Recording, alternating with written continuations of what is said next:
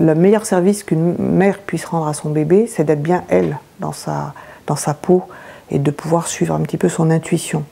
Alors que si elle désire allaiter, et qu'elle n'y arrive pas, parce qu'elle ne trouve pas autour d'elle la cohérence suffisante pour arriver à mettre en place cet allaitement, surtout si c'est un premier, un échec d'allaitement laisse des traces importantes. Et on le retrouve dans les dépressions du postpartum, cet échec d'allaitement. Mais une femme qui n'a pas de désir d'allaiter, se sentir culpabilisée, forcée, comme on le voit actuellement dans un certain nombre de cas, avec une espèce de normativité là, qui s'installe, puisqu'on a même entendu récemment dans la bouche d'un professionnel de la santé, si une femme ne souhaite pas allaiter, c'est pas la peine qu'elle fasse un enfant. Bon, c'est une prise de pouvoir absurde et très iatrogène. Donc, il n'y a pas de besoin d'un enfant qui ne passe par les besoins de la mère.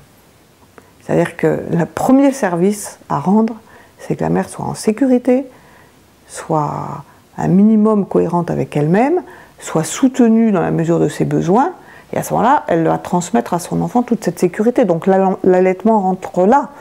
Alors si tout va bien et qu'elle le souhaite, bien sûr, tant mieux. Mais on a passé des générations où on a prôné l'allaitement artificiel pour des raisons sociologiques ou économiques, ou de boîtes de lait, de publicité. Et donc les enfants peuvent tout à fait supporter, et les mères aussi, le biberon.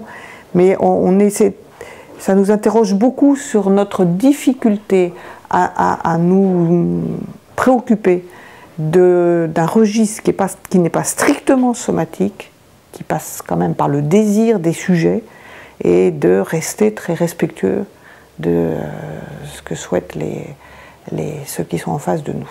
Ne pas reprendre le pouvoir, c'est très compliqué.